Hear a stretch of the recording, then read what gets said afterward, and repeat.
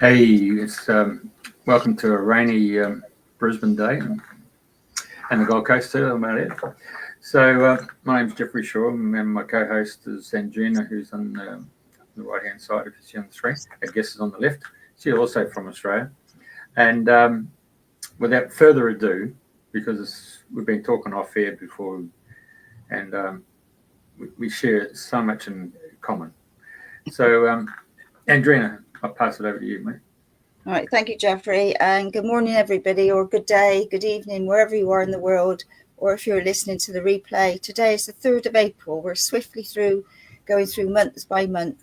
It's with great pleasure that we have our guest today is Dr. Bridget Goodwin. So welcome to you, and thank you for coming on at short notice, because I know Dr. Stefan suddenly had an appointment that he had to opt out, and you've stepped in. So thank you and welcome. Thank you so much, Andrina and Jeff. It's an honor to be here. Thank you so much for inviting me. No, it's our pleasure. So you're a apitherapist, and you're going to talk about all the benefits of ancient healing to do with bees, bee therapy, bee sting therapy, as some people say. And I know that it's a whole world to do with the bees, and I know we all, most of us, want to do our best to save the bees. So would you like to start at the beginning? What got you into all of this? Because I know you've shared so much wisdom already, so free to share wherever you would like to go today. Well, the bees found me. As I say, the bees find us. As I said to you, Andrina, the bees have certainly found you, and you, Jeff. The bees found me in Australia maybe about 7 years ago when I accidentally reversed somebody's skin cancer doing a laser treatment and using some bee products for aftercare. And I've told this story many times, and it was just astonishing because someone asked me to treat their skin cancer, which we don't normally do. And I told that person, you really need to go to the doctor and have it cut out. That's basal cell carcinoma.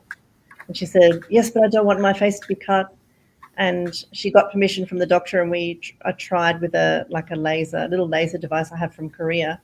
But I gave her some cream that I'd made from bee venom, propolis, and honey. And I was just experimenting with it and gave it to her for aftercare. And what actually happened was these big barnacles of skin cancer fell off her bed sheet, on her bed sheets a few days later. Really? And then she was using the bee cream.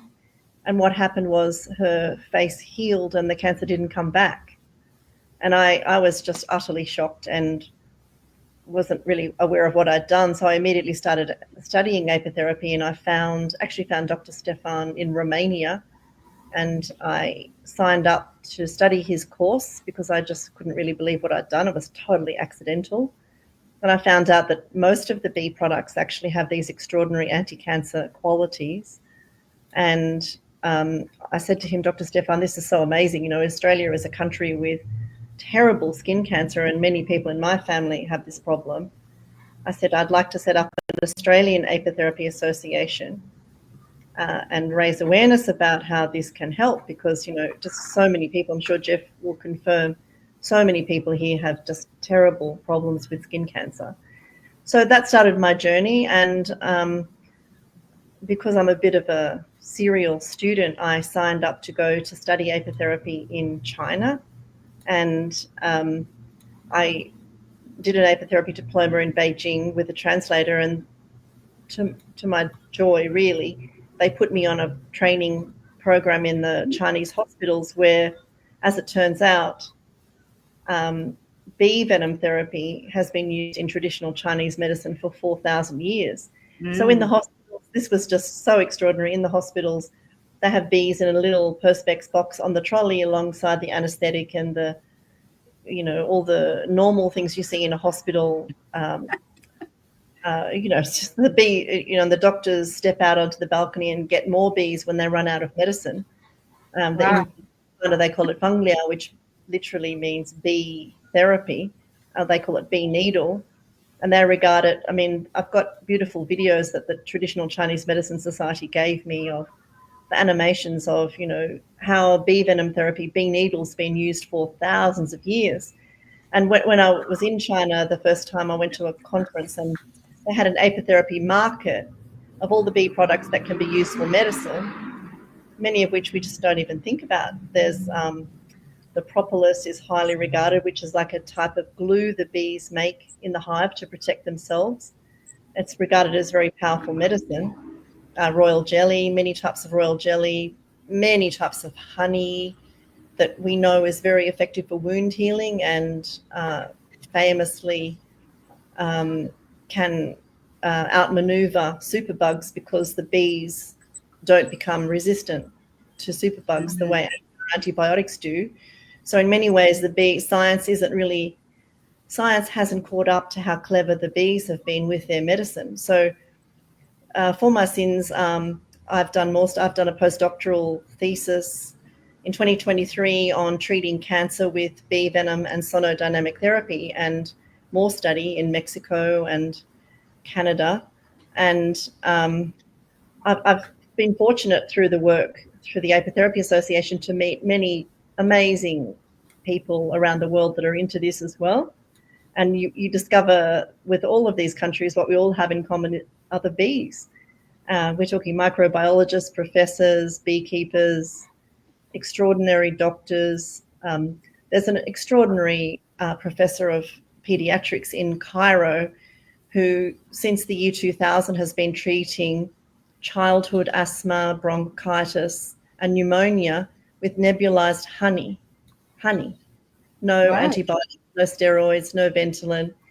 That particular professor, Mamdouh Abdulman, he has also pioneered work with reversing corneal blindness in the eyes with honey, and he's also does some fairly interesting treatments with intravenous honey, which I'm not really sure how that works, but so there are some pretty edgy and very effective treatments being delivered using bee products.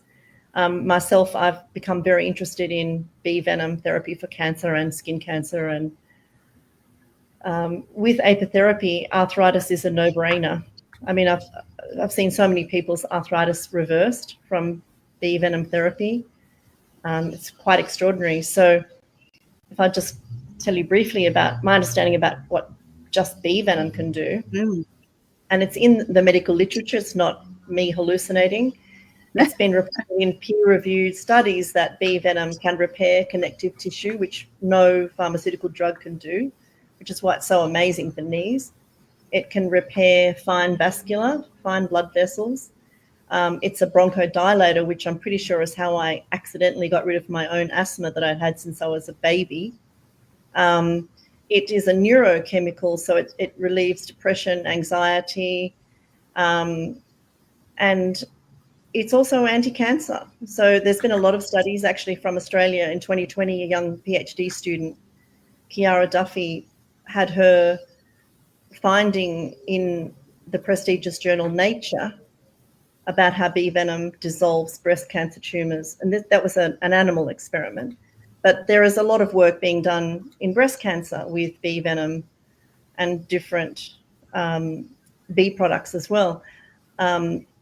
A wonderful scientist in Brazil called Dr. Andressa Beretta published all the science during COVID on how various types of propolis were used in Brazilian hospitals on nebulizers for patients with COVID, and that the bee propolis could ease the lungs, clean the lungs, and kill COVID. It's all published in the science. So some pretty amazing science has come out of apitherapy, and it continues. And when I was in China, I saw Russians presenting on how they've reversed Parkinson's in 1,200 Russians with extraordinary. And MS, I saw people being treated for multiple sclerosis very successfully. So it's kind of like so powerful that it can tackle diseases that Western medicine has let go through the cracks. And, you know, I've done as much as I can, or I keep continuing to talk about apitherapy.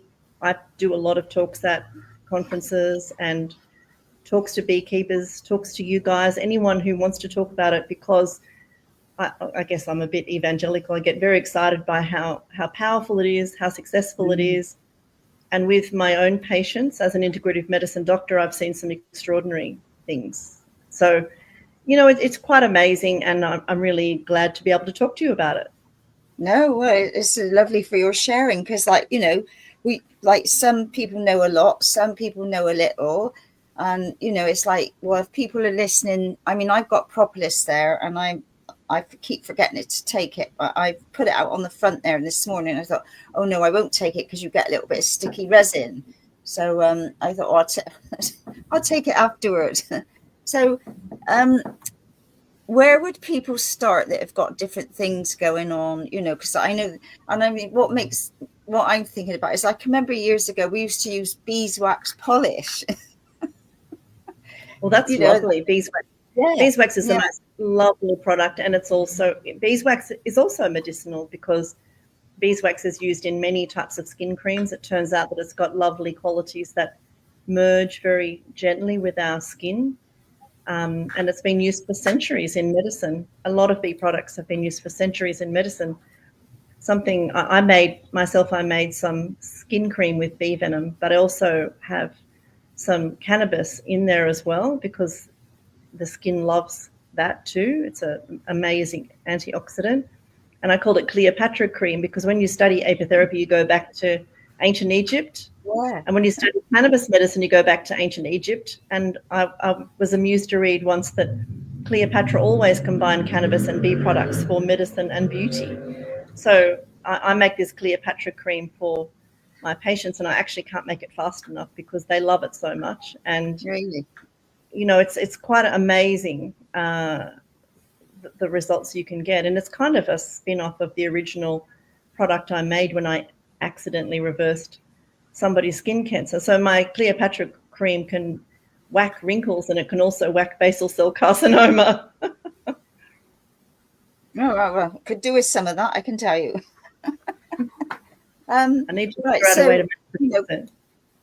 Yeah, so like there's bee pollen and propolis, and I know I was staying in Bath with my sister, and a lady had brought in this tray of honeycomb.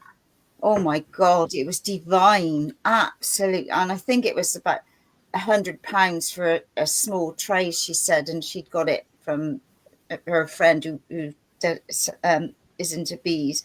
But oh my God, it was I couldn't stop eating it. it was really lovely. Anyway, so where people starting out thinking, okay, I'd like to look into this, because obviously it's natural, there's no side effects, no do. So any suggestions for people just as a starter for good health? Well, just as a starter for good health, make friends with your local beekeeper, or even better, become a beekeeper, because we need to encourage more bees. We need to, encourage bees, but we do need to be careful that we're not using chemicals that upset the bees. We're giving them a lovely, healthy environment. We're being very kind to them. We're letting them keep some of their produce because they need it to get through our winters and for their own health. And I guess also if you become a beekeeper, just be aware of, I think it does make you see the world very differently. When a bee stops you having creaky knees or asthma, you look at bees differently. And as you become a beekeeper, a lot of beekeepers don't know about apitherapy. They don't realise that when they're putting chemicals in their hives for varroa or something, that all that goes into the honey that you're going to eat, and it can't be good for the bees either. So I think it's a great way to connect, and there are so many beekeeping groups all around the world, and usually beekeepers are lovely people. You have to have a certain amount of patience to work with the bees. I sort of compare this a bit to how working with horses, how horses can read you if you're anxious or angry or stressed. Well, so can the bees. So you'll notice that the old beekeepers move very slowly, and often they don't even wear gloves and don't get stung because the bees can read them and the bees are very relaxed with them. There's a really interesting group that's come out of the States called Hives for Heroes, which was actually set up to help returned soldiers deal with their PTSD, because they found that just working with the bees, the way the bees work, how inspiring they are, how gentle they are, really was very healing for people with major trauma. So that's become like quite a thing. Hives for Heroes. There are branches in Australia as well as in the US, maybe the UK as well. So for returned soldiers that have come back and they're really having trouble coping, starting to become a beekeeper is a lovely thing to do. It's a lovely thing to do for all of us. My friend Nina Ilic in Slovenia runs the most extraordinary Apitherapy for Children program, which is government-backed in Slovenia for little children. And they learn how to be beekeepers in kindergarten. And they do extraordinary work. So, you know, for children, for all of us to learn, families, communities, I think it really helps us become much more aware of how important the bees are. And like friends that you've told me about, or people that I know, or myself, when you've had your health improved from the bees, you really look at them differently and you really respect how powerful their medicine is. Yeah, because I know, it's not something I've looked into, but I mean, you know, I've taken Propolis and other bits, and obviously I think my awareness now will be looking into it more. I mean, as to keeping bees, that would have been something I would have never have thought of doing. And, you know, I'm not sure whether I'm living on a rental on a farm at the moment, but there's plenty going on with the animals here, so I don't know whether they'd like bees here, but you know, it'd be worth finding out, you know, round and about who's got bees and learning a little more. For the benefits. You'll be surprised to find that having a beehive is easier than having a puppy, because the bees are so millions of years old. They just do their own thing. They don't need you as much as a puppy or a kitten. Yeah. And all you have to do is just provide a safe place for them. They fly up to 7 kilometers to get to forage. So they just operate in the most extraordinarily independent way, and they're so productive and so interesting. Most people that become beekeepers go down that rabbit hole and find it terribly interesting. Many, many women that I've met in the United States, for example, that got bees to treat their arthritis are now very passionate beekeepers. And you may also know that Lyme disease, bee venom is one of the few medicines that will help people recover from Lyme disease, because the bee venom kills the Borrelia mite, the Borrelia spirochete, and really helps them build up their immune system so they can pull out of Lyme. And I know that there are many Lyme patients all around the world that are seeking bee venom therapy for this, because the main medicines, antibiotics, all the other things that are offered just don't work. So yes, become a beekeeper, and I'll come and visit you when you get your bees, and we can talk about what you can do with them. All right. No, that would be lovely. I went and found that Hives for Heroes, but it's got when it comes up, it's a video clip when it comes up, and it stopped us. We got the black screen and black screen. Yeah. So that was because of me trying to get that Hives for Heroes and bring it into the show. Yeah, I guess there's so many things. I think Dr. Stefan who's the president of the International Federation. I remember some years ago, he and others did a study on the longevity of beekeepers, and they found that beekeepers live longer. They have low rates of diabetes, arthritis, heart attack, because of this lifestyle thing that happens when you're working with bees. You tend to become healthier, which is, some people think, a byproduct of getting stings, but it's also maybe just working with the bees, learning about, just slowing down, that sort of thing. I will say your Propolis in Europe, there's a huge research group just dedicated to Propolis, which is headed up by a UK scientist, James. You may know James. It's just called the Propolis Research Group, and all they do is study propolis because it is regarded as a very, very powerful natural medicine, can do many things. I'll make sure I take it. In Australia, when they did research on propolis, the scientists found that Australian beekeepers are throwing it in the bin because they don't know what it is. Oh my Whereas in many, gosh. I know, and in China or many countries, it's revered as a powerful natural medicine. So it seems that there's a lot of work to be done, just educating people about what the bee products are Yeah. and how they can be used. So as you say, people think, oh, it's that waxy, dirty, waxy stuff.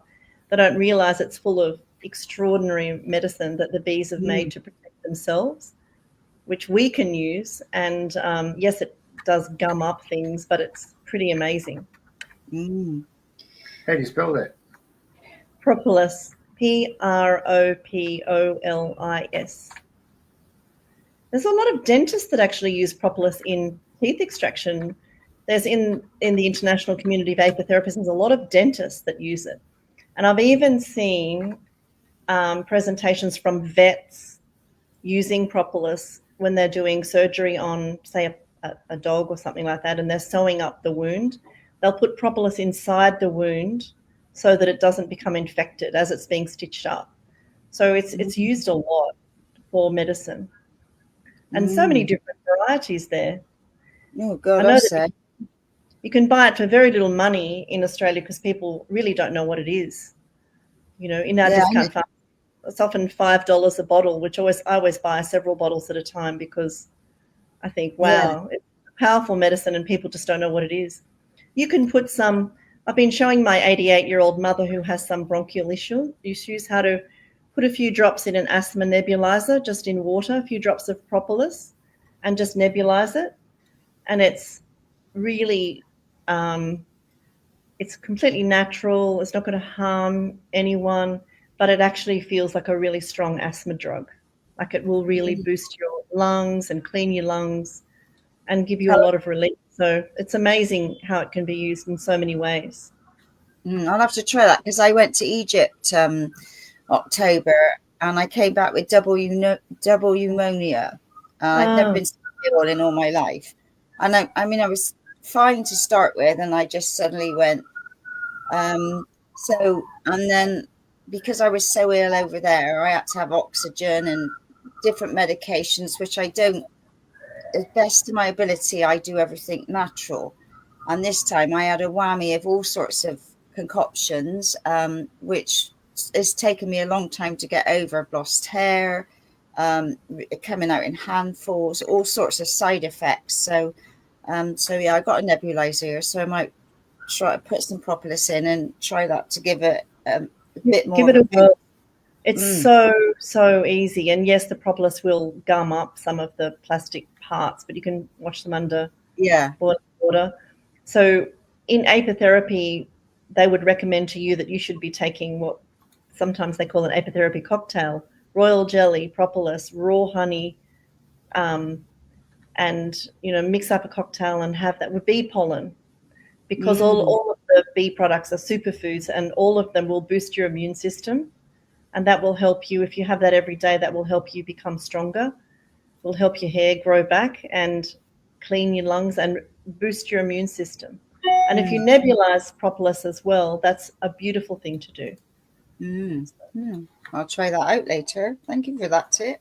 Wow. Yeah. So, I mean, I know it's such an ancient thing. And I mean, they say the bees are declining. So how much are they declining now? Have you got any idea to where they were to where we are now with the bees? Because we know there's all sorts of things going on in the skies coming down that is affecting so many animals, this plant, everything. So, well, we should do everything we can to encourage the bees. And yes, in my country, we've had bushfires and lost a lot. And then in our wisdom, our government, when this country finally had varroa mite land, they sent out officers to euthanize whole bee colonies with petrol or burn them to try and stop the varroa spreading, which thankfully they've stopped doing. But in our country, we've done some terrible things to the bees. So the bees really need our help to recover.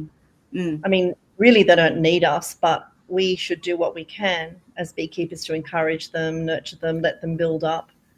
And yes, people put them to work on almond farms and all sorts of things. So the bees do a lot of heavy lifting for us. And sometimes the statistics are that 7/8 of our vegetables wouldn't be here if it wasn't for the bees. I don't think I've got that statistic right, but it's a very, very high percentage of our food wouldn't be here without the bees. So we need them much more than we realise. Yeah. And we really need to do a lot more work to protect them and nurture them, because they really, well, terrible cliche, punch above their weight in terms of what they give us. And when you learn about how powerful their medicine are, it's even higher. So, you know, I'm a fan. Yeah. You can understand why it's not more out there than it is without going into any detail.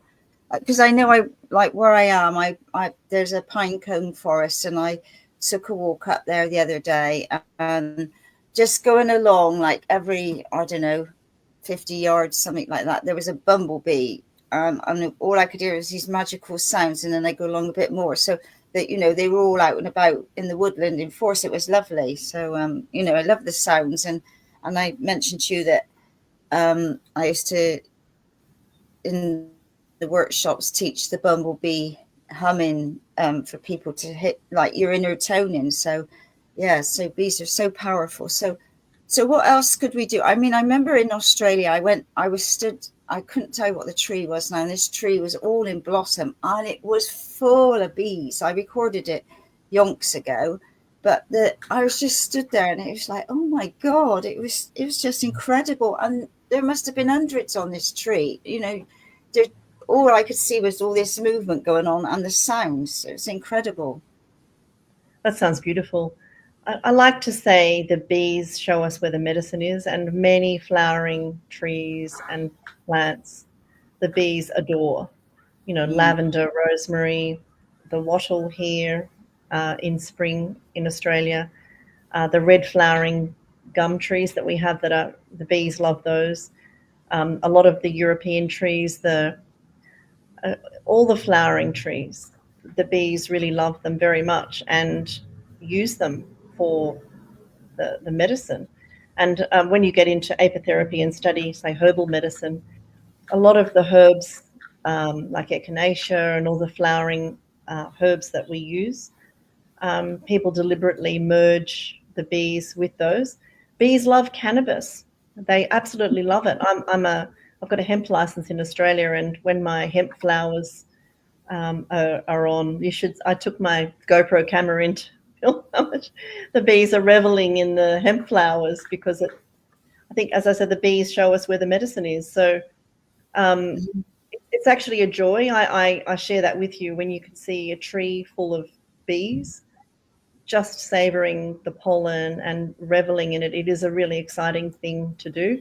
On my farm, I have a lot of St. John's wort, which flowers in Australia in our summer. And I like to take my Labrador in several bags to harvest some of the flowers. And I feel like we're out there with the bees, and the bees are carrying their pollen bags of dark yellow pollen. And you're like, carrying yours. This is good stuff, you know, and turns out that the St. John's wort's a really powerful medicine as well. And I use it in my depression, isn't it? Is it? You can use it for depression. It's amazing for the skin. And the way I use it, it's also a powerful anti-cancer treatment with sonodynamic therapy, because it's one of the most powerful sensitizers in nature.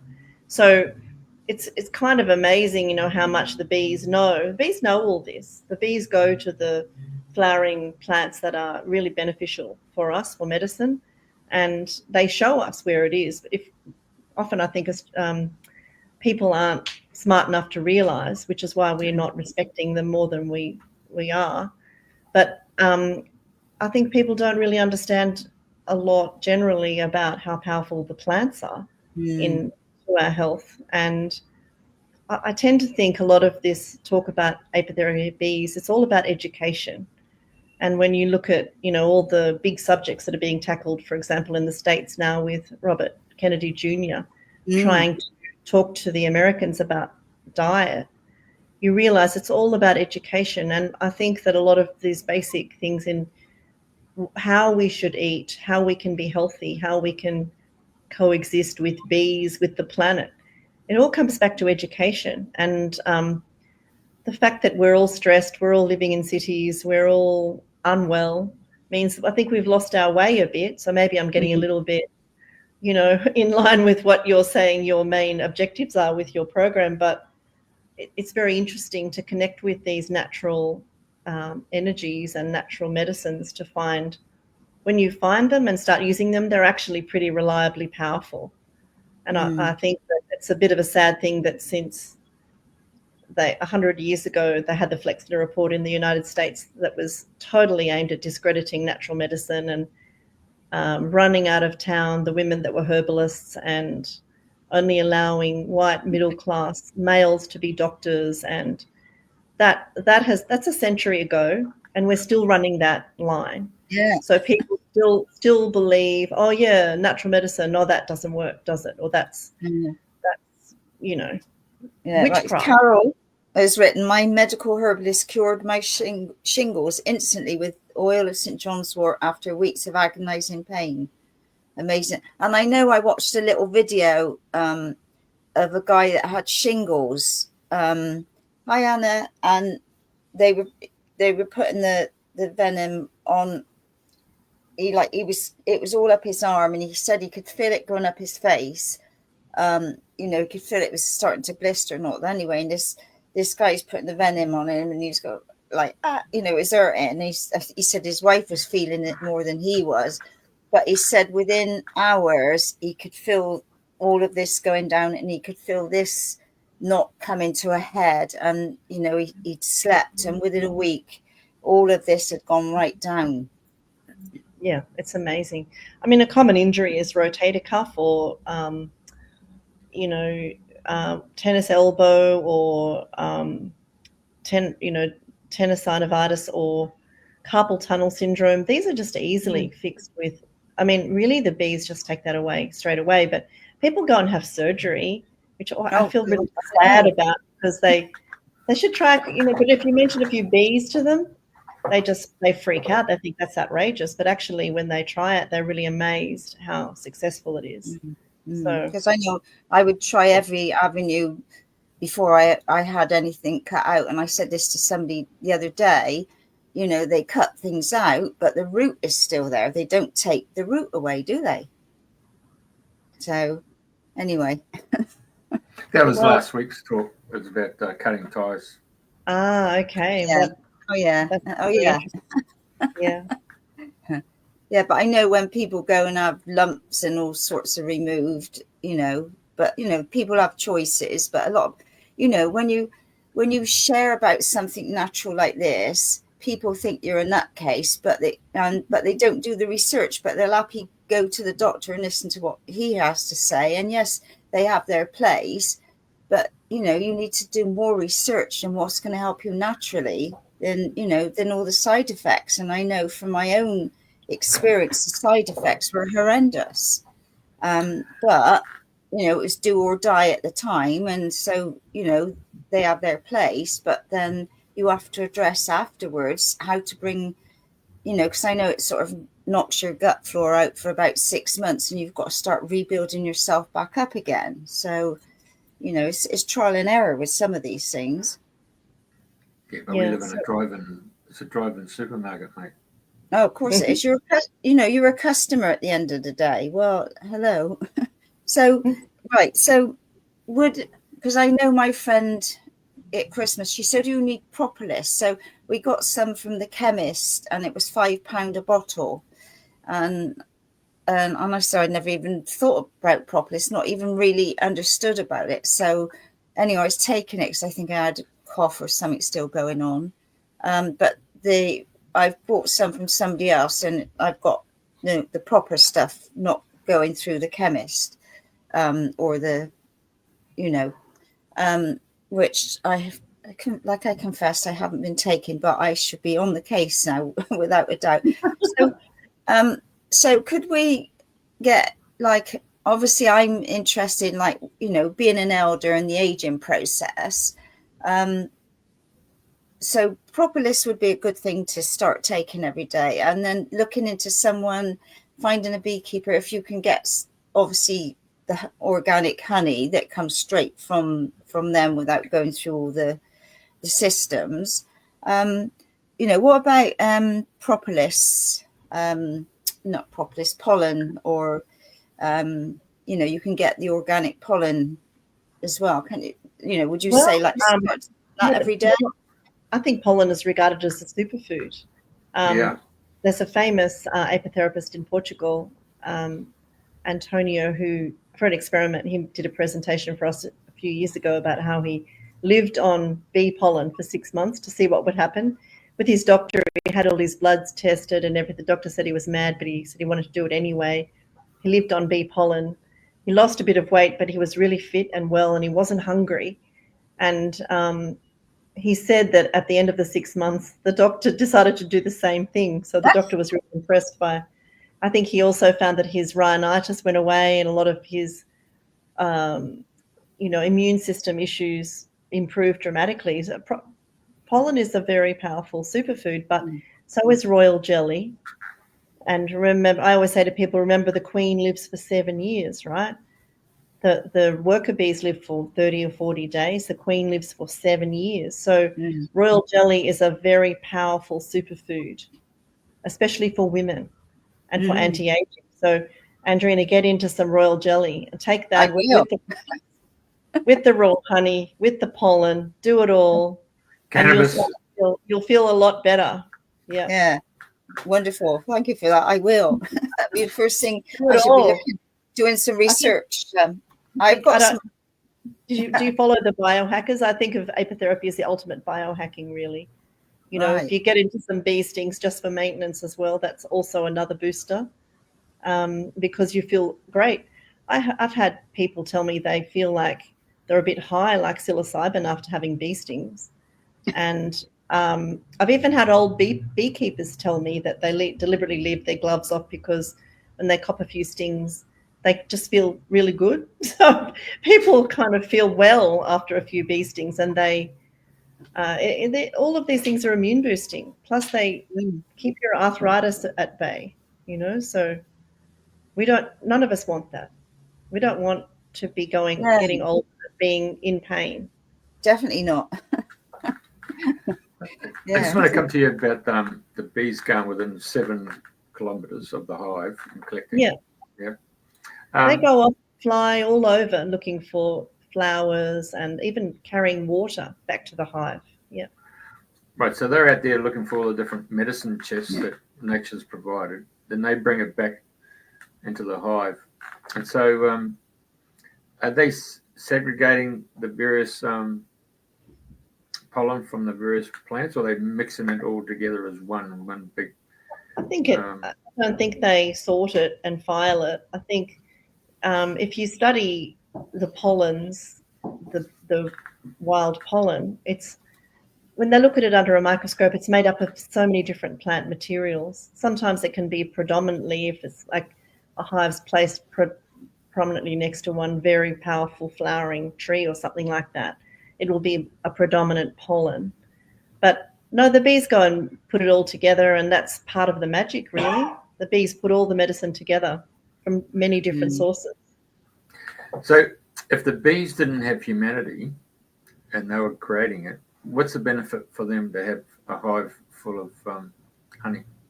I don't think the bees need us as much as we need them. That's right. So why are they doing it? What's their...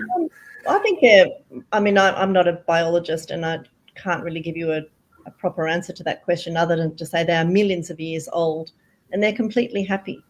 They're quite I do a lot of filming, and I was filming with a beekeeper friend, and he was pointing out to me in the video, and I was showing someone yesterday, and it is amazing. They hatch in the little hives, in their little coming out. When they come out and they immediately go to work. There's no training program. No one says, go and lift that, carry that, learn how to do that. They just come out and they automatically go to work. And I think the behavior of the bees is one of the great mysteries of the world. How do they keep doing it? Why do they keep doing it? Why are they so busy? Why are they so productive? Why is all their medicine so powerful? That's what keeps people like me studying. And as I said to you earlier in our talk, science hasn't caught up to them. We haven't caught up to them. They're way ahead of us. So that's why they're so fascinating and so healing. So that's probably not a very good answer to your question, but I think that's what keeps us all interested and keeps me going to Zooms at 3 a.m. or across countries to learn, or turning up in Chinese hospitals and trying to work out how they're using bees in a hospital and why they're not doing it in Australia. Well, anywhere. Australia, in China, they have bees in the hospital, you know. They're like, no. People say, no. So, yeah, 4,000 years in Chinese medicine. So incredible. It is actually amazing. What was I going to say to you then? Yeah. Oh, yeah. Right. Recommend. Karen says, do you recommend to take honey for tumours? Okay. If you have tumours, you really need to get some medical advice. There are bee products that are very good for cancer, but you need to find someone who knows about apitherapy, work with an integrative medicine doctor, and do the right thing. Yes, of course, honey can be helpful, but there are other bee products that can be more helpful, and in conjunction with other natural medicine. So I just encourage, is it Karen, to find a doctor and work with them if that is her problem. And, you know, it's amazing what people can do, but I wouldn't blankly say I recommend honey for tumours, no. Yeah. So going back to the bees, if people wanted to encourage, so ideally to either speak to the garden centre, but get a lavender bush, rosemary bush, all the things that they like, so that you're encouraging them to come to the garden and get the benefits of your flowers. It's easy to find plants that bees like. You can Google it. What flowers do bees like? And you'll find there are so many websites that will tell you. And I even had a joke with my mum when she was going to the garden centre. I said to her, buy the plants the bees are on, because they're on the plants in the garden centre. She said to me, but can I keep the bee? You know, you go to the garden, there are sunflowers, everything that's coming in, you know, to flower. You can plant seeds and watch. There's one little thing I saw once on social media, that there's nothing more pleasurable than seeing a bee on a flower that you planted yourself. So, yeah, you know, that's our relationship. We sort of create these environments for them. We want them to come and take this beautiful pollen back to their hive and make gorgeous honey and bee products out of it. But there are so many types of plants and herbs that are medicinal, and they're lovely in our garden. And certainly in the UK, you have a lot of beautiful flowering things to encourage the bees. And in Australia, we do too, in our native forests. I live on a large bush property with lots and lots of flowering gum trees and wattle and wildflowers. And it's quite fascinating to see what they find, what they enjoy. And usually they find the medicine. And often we haven't woken up to the fact, like I was saying about St. John's wort, we haven't woken up to the fact that it is medicine. So the bees show up. Natural medicine. So look at cannabis, for example. That's an amazing combination. The combination of cannabis and bee products is some sort of superpower put together for medicine. And the bees have been into it for a long time. Bees didn't know it was illegal. You know, nobody told the plant it was illegal. It's completely nuts that the bees love cannabis so much, and it's been used for centuries together as medicine. But we're only, I think, because of the prohibition, we're only just waking up to that again. So, I mean, I write a lot of books about apitherapy because I'm so endlessly interested, and I want to keep quoting the science to show people this is all proven in science. And I'm really interested in writing one at the moment on cannabis and bees, because what a great subject, you know. And one of our conferences a few years ago, my colleague in America, Dr. Jake, did a talk. He found some studies on how the bees like cannabis because it helps their immune system as well. So I thought that was very he was a special cannabis doctor, and he really likes cannabis, and he did a talk for us on how much bees like cannabis, which I thought was really nice. Incredible. So, Always go on. what do you say with bees and their natural predators such as the wasp and the hornets? Well, I don't know very much about that. I'm not even a very good beekeeper or not knowledgeable about beekeeping, because I've come to apitherapy from the medicine side. Right. And you'd need to really ask that question to someone who knows a lot more about the other insects and how to manage them. So I'm always embarrassed with beekeepers, because I don't think I know very much about beekeeping, because I tend to let the bees just do their own thing. Sure.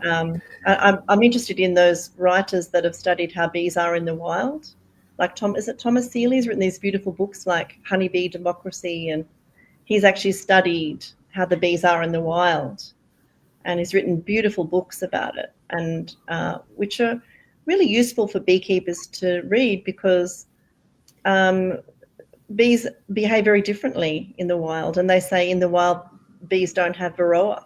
They don't have varroa mite, because they know how to keep the house clean without getting varroa. They say often, I'll be shot down for saying this, often beekeepers cause it by bothering them too much and opening up the hive too much or whatever.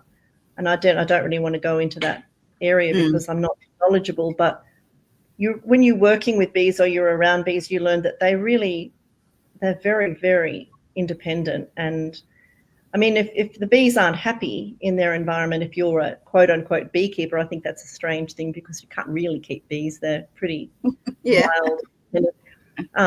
If they're not happy, they'll just go. And, beekeepers are really offended when their hives, hoof it when they take off. But if it isn't happening for them where they're working, they just go and find somewhere else, and they all leave. So, and that's how they've survived for millions of years. So it's not about the beekeepers' egos so much as the bees' extraordinary ability to survive and evolve. So, yeah. They just take off and leave. Well, They're offended when where did my bees go? What have I done? Yeah. Something I've done, About 5 years ago, we had a guy called Heinz Kruger from Queensland. He talked about radionics, and dowsing. So he goes on to properties and he does the dowsing on the property, and then he'll come up with a frequency, and he'll adjust and change the frequency of that property just to bring a harmonic tone back to the property, not only for the lay of the land and its ley line, but for the stock that's on that property, but also the humans that live on that property. So you're completely changing the whole dynamics just through radionics. I suppose if the bees hook off, then I'd be on the phone to buddy Heinz baby and say, can you come and find out what's going on here? Yeah. Well, I think that it depends, which side you're on, really, whether you are in the mainstream beekeeping fraternity where traditionally they go in and take all the honey out at the end of the season and feed the bees pollen patties, and or you're more like me and you let them keep some of their honey to get through the winter and keep them warm and try and make sure they've got everything they need to stay at this address. Of course, yeah. Although I see the Chinese, Australian, have been importing 1,000-litre tanks of rice syrup, and that rice syrup, they give it out to the avarists and they put it out by their hives so that the bees can go and get this rice syrup and bring it back into their hive. It changes the whole dynamics. It's not really natural bloody honey anymore. Well, I think there's a problem internationally with people diluting or extending honey with various things, and I think some large companies have been caught doing that, which is another reason to go to your little local beekeeper who's doing the right thing. And some people say what they charge is a bit expensive, but you think how much effort's gone into making that honey. It's a huge amount of effort for the bees and the beekeeper to extract it. So, and hopefully you're more likely to have a product that hasn't been diluted with glucose or some other additive to extend it. Sure. it's a big problem. And in the International Federation, we're looking at trying to have more countries take apitherapy in as part of the medical system. And one of the big questions is, well, what about in countries where they have a problem with the quality of the products? And so there's many scientists on ISO committees around the world discussing this very subject, and they're specialists. I'm not a specialist on that at all, but that when you're using bee products for medicine, you want to know it's the real deal. You don't want to be having glucose syrup or something that's been extended with who knows what. So yes, it is a problem, and this thing does come up, doesn't it? You know, that we should have integrity with these natural products. Yeah, and if you get it straight from the farmer or the beekeeper, at least you might be paying more, but you're getting the real deal. And like you say, without it going through this and this. And I know I was with my sister at the weekend, and we were in a health shop, and I was looking for a toothpaste, and like I check the labels as best I can, but there's so much hidden in these labels that you don't really know what you're taking. Well, anyway, it said about this toothpaste for children, and then it said, I think if they get too much in their mouth, then I'm going to share it later, because I think when people wake up, read the labels, that you need to go and see somebody because they've ingested poison. This is toothpaste for children. Yes, very concerning. Yeah, it's like I've shared different things about labels, and a lot of people think, oh God, what's your, and blah blah blah. But at the end of the day, wake up, be aware, and check things out, because things aren't always for your highest good. Yeah, I think we're certainly living we're living in a time now after COVID where I think many people are much more aware, much questioning. The questioning that's going on now post-COVID is extraordinary, and we're still looking under rocks about what that was about. What happened? What was that about? We still don't really know the full story. So yes, I think people are a lot more aware, or we hope they are. Yeah. So if somebody calls pandemic again, I think we're all a lot more aware. Yeah. No way, Jose. Really? Is it really? Yeah. So it's terribly sad, isn't it? It's classically like the boy that cried wolf. What if there's genuinely something that's very troubling to humanity, and we're all battle weary from the last one? So it's a real concern. Definitely, yeah. But more and more is being revealed. The mainstream media may not be around by then. Or the actors that are representing the mainstream media will not be around, Yeah. Hey, there's a guy in Australia who invented that hive. It's got a tap on it. Did you see that? The flow hive. Yeah, I think that's quite popular. A lot of people have those. I don't know very much about it, but I do know people with them, and they're happy with them. I think I'm a bit old school. That some people say they prefer to interact with the bees. I don't know that it really interferes with your interaction with the bees, but many people like those and really enjoy them. So, can you explain what you're talking about there? So a company, I think in New South Wales, invented a product called the Flow Hive, and I think it's marketed on the basis that you don't have to open the hive. You can just go to the hive and turn a tap and fill a jar to get honey out. That's it. So it looks pretty amazing in the videos, and I think you're probably pulling them up now, are you, Jeff? And it looks great, but I don't know how it really works in principle. And I have never had one, but I know people that have them, and they're very happy with them. So it's an interesting approach, but there are so many different types of beehives that you can have. Well, I thought it was just your bog standard, the white ones, and I have never seen anything as fancy as all of these. But you could also Google beehives in bottles. People put beehives in big glass bottles or in fish tanks, or really, you can have, and there's a whole movement in Eastern Europe called beehive air therapy, where they arrange beautiful little houses with the bee hives underneath, and then people can lay on top of beds and feel the humming vibrations of the bees, and also breathe through special respirators, breathe the beehive air, which is regarded as highly medicinal and very good for asthma, cancer, stress, all sorts of things. So Wow.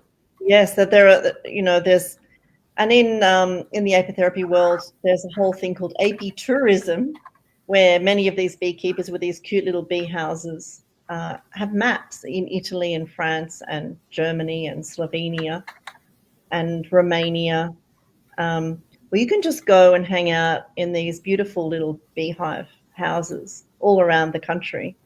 Really? Which is, and my friend Nina in Slovenia promises me that when I go to Slovenia, I can have a honey massage in a salt room, which just sounds just too nice not to go to Slovenia for me. So I'm like, oh, when am I going to Slovenia? I can't wait for that one. So yeah, sounds there are all amazing. these lovely, lovely things that you can do with bees and bees for health and apitherapy. And a lot of science is being done now on beehive air. There it is. You've got it. Beehive air is very, very popular. And Wow. the science on beehive air is that there are so many beautiful nutrients in the air from the beehive that are really good for our lungs, just like what we were saying before about nebulizing propolis. And if you have ever been around a beehive and taken the lid off and you smell that smell, it is just delicious. The honey smell, and with all the nutrients and essential oils that are in the beehive air, it's a very, very medicinal and very relaxing thing to do. So, I recommend to everybody look up apitourism and get yourself on a trip to one of these great countries. Some people in Yes. Australia are interested in setting this up now, but it's nothing like it is in Eastern Europe. So there you go. Which country is this really into bees? Is there like one country in the world that's really into bees more than anything else? I think a lot of the Eastern European countries are, but I would have to say Slovenia, because the beekeepers march in the street with banners there, and they have this amazing education program for kindergarten, and little children dress up in bee suits, and they're so very cute. And as part of the education program, there's no one saying, ooh, what if the children get stung by a bee? Because it's part of their culture. Many, many generations of beekeeping there. But many other countries, Romania, Hungary, Croatia, Serbia, all of these countries are very, very keen on, and also apitherapy is part of the medical system. There are apitherapists there, doctors that are apitherapists. And how amazing is that, eh? And they don't have to explain themselves as much as I do in Australia. I can imagine. My job is largely confined to education, trying to tell people, awareness raising. So I set this up a few years ago. This is called AP University, because so many people want education. And as I was just saying, I have to do so much education. I decided to make a platform where as much information as I could put on one platform is there from all the different countries. And because I've hosted a few conferences in Australia with experts around the world, I got their permission to use their lectures in this. As part of the lectures, there are many lecturers from microbiologists, professors, and you can see the endorsements from all the international bodies for this, because in my country, anything that's done in Australia, people don't think it's any good unless it's approved by someone outside Australia. So knowing this, I immediately got all the international bodies to look at it really closely. And they were very enthusiastic. They said it was much better or as good as a university course in Eastern Europe in apitherapy. So this is the course content. So it's absolutely jam-packed with information about apitherapy, medical journal articles, books, lectures, photographs, recipes, and you can choose to do two 2,000-word essays or a 4,000-word thesis on any subject of your choice. And I think the reason I wanted to put this all together is because apitherapy is actually a huge subject. It isn't just bee venom therapy. There are all of the treatments from many different types of beehive. And this is a lady that I interviewed in Guangzhou who was being treated for MS with acupuncture and bee venom regularly because Western medicine didn't give her any relief. And she was so beautiful. I asked her why she was dressing like this, and she said with her MS, she didn't know how long she'd live, so she wanted to be beautiful every day, dressing in the Chinese costume. She was just beautiful. So when I was in China, I did a lot of filming, did a lot of study, and I'm still building the part of this, which is called apitherapy in China. So, yes, that's me in the apitherapy class in China. So, wow. Gosh, you've certainly opened up a whole world of bees and what they can do. You know, like I know little bits, but nothing like that you've shared today. I should definitely be looking into getting some royal jelly, etc. Get it all. Get it all. Well, I got the Propolis and stuff here. And so become a beekeeper. If I haven't persuaded you by the end of this conversation, then I haven't done my job. Yeah. So. No, you've done a brilliant job. It's been amazing. You mentioned that you've got a couple little videos. Are you able to share them later and we can put them up? Where you've Absolutely. Got them so if you go to my YouTube channel is called my own personal clinic website in Australia is called ozlongevity.com. Right. Oz Longevity, and my YouTube channel is the same.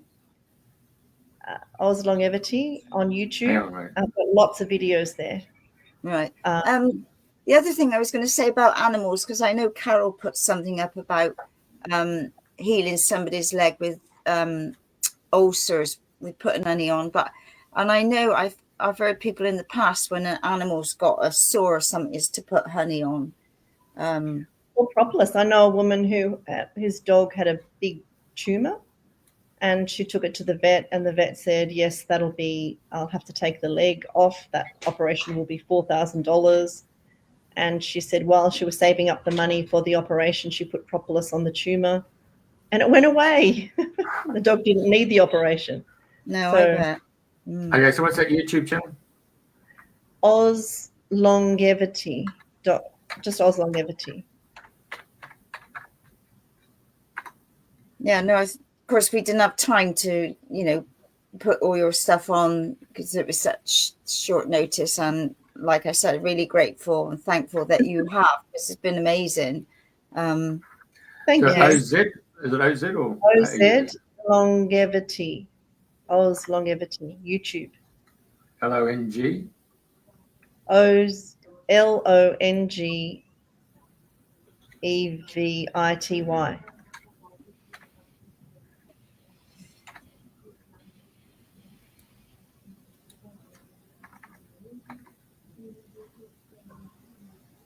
I also have a lot of books on Amazon. If you wanted to look at my books my thesis is on Amazon, which was about treating cancer with bee venom and sonodynamic therapy. I've also written one recently about apitherapy for regeneration, all based on the science. There it is. And that's my website, Oz Longevity.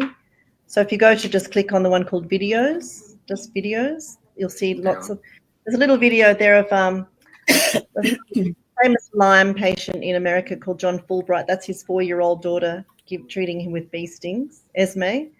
But if you click on the one called videos, there's lots of other videos on my channel that you're very welcome to use. I've recently been doing a lot on sonodynamic therapy, so there's a lot of videos about sono there. And this one down here is my 88-year-old mum. That's a very good video if you want to play it. I showed her how to do bee venom therapy, and then I got her to make a video to show other people because she was getting terrible problems with her arthritis. And I got her to make a video to show other people how to sting themselves with bees for arthritis.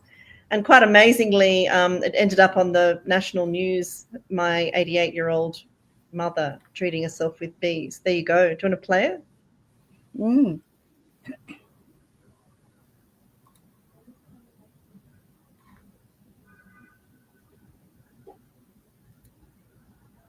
We're not getting the sound, but I think we had this before, didn't we, Jeff, when you tried to play something on YouTube through our link? I don't think the sound would work. anyway, you're very welcome to look at all the videos there, Yeah, and also my books. I think on my website, Oz Longevity, I also have my books sitting there too, many books on apitherapy. I'll have a look later. On Lyme disease and other subjects. Well, you've been an absolute delight this morning listening to you, or for you coming on this evening. I've really enjoyed all your sharing. I really have. It's been a real eye-opener. And hopefully a lot more people will take on board what you've said and go out and get propolis and pollen and jelly and have a nice cocktail of good bee juice. They call it an AP cocktail. AP all the big products. Yeah.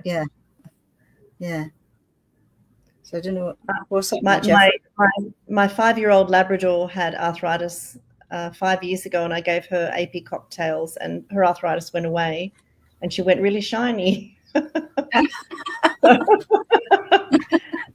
than that, the vet was offering her just painkillers, and I thought, that's not good enough. No. And now she's 11. She's 11, and she's doing really well. No arthritis, but animals respond very well to natural medicine. In fact, in China, I saw a presentation from a beautiful vet called Alejandra from Chile.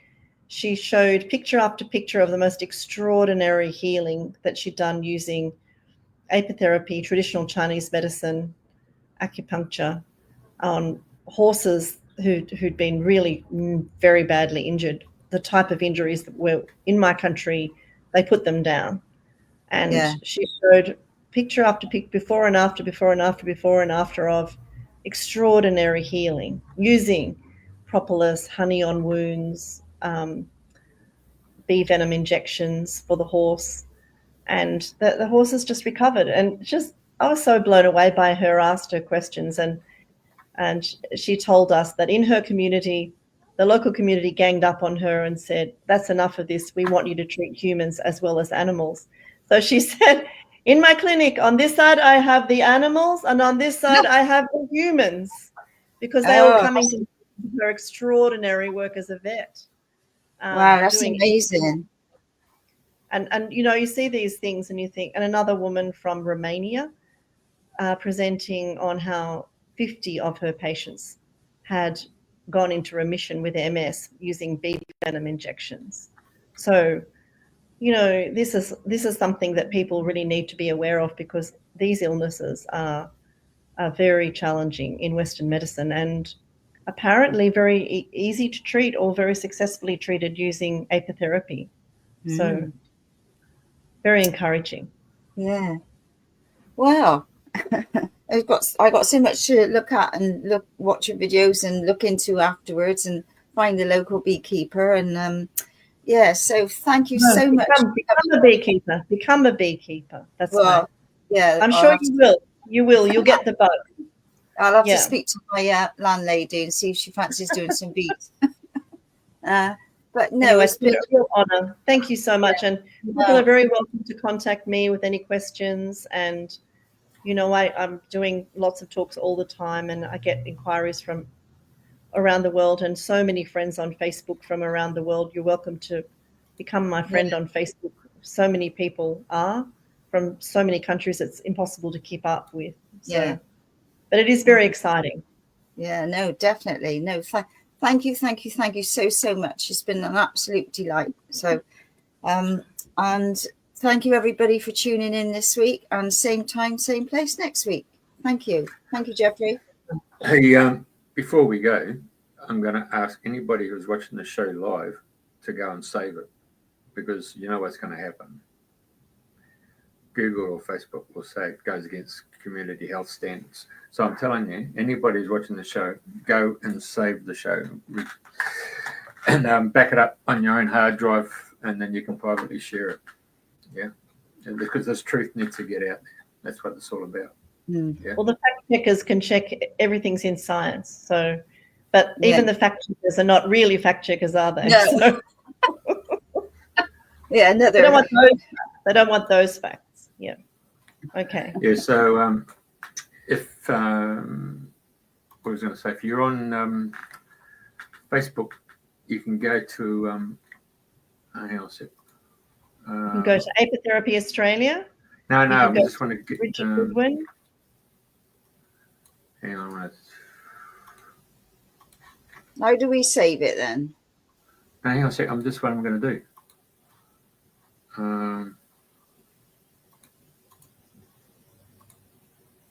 The terrible world, isn't it, when we know that our discussions are going to be deleted or taken down. Yeah, we get email from YouTube saying your show has Breach been community taken down.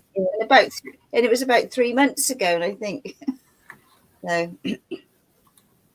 Oh, hang on a sec.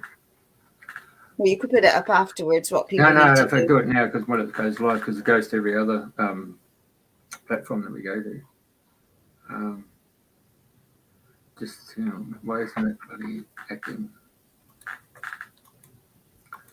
It seems to have locked up. When I got your mum's video, we got 780 megabytes downloads, and we got 40 up, and it just wouldn't take your mum's video. It just stopped us. Oh, right. That's okay. Well, people can check it out on the YouTube channel anyway. Yeah, no, what I want to get people to do is go to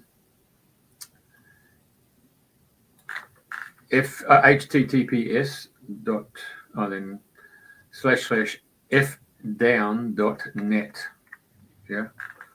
And if you get that, then you can go to your Facebook page that you've been watching, and then you can click and save the file, and it'll go down onto your hard drive.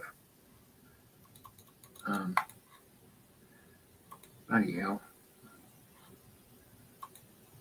Yeah, okay. But it's locked up, mate. You can't believe it, innit? You can't believe it. We're telling people to save it. You can. Okay? You can. Well, maybe you can type it in afterwards and put a little note saying. You can't even do that. Okay. Bugger. All right. Love you. Thank you very much for coming. Yeah. Thank you so much. Right. Will you send me a copy of this? Yeah, when if you just wait a minute, Jeff will switch all of this off and. Okay. How lovely. Thank you. Guess what? Go on. You're stuck. Won't even go exit. All right, Jeffrey's gone. He deleted himself. Yeah, probably. Okay, so you probably come back on. He might have got rid of the blockage.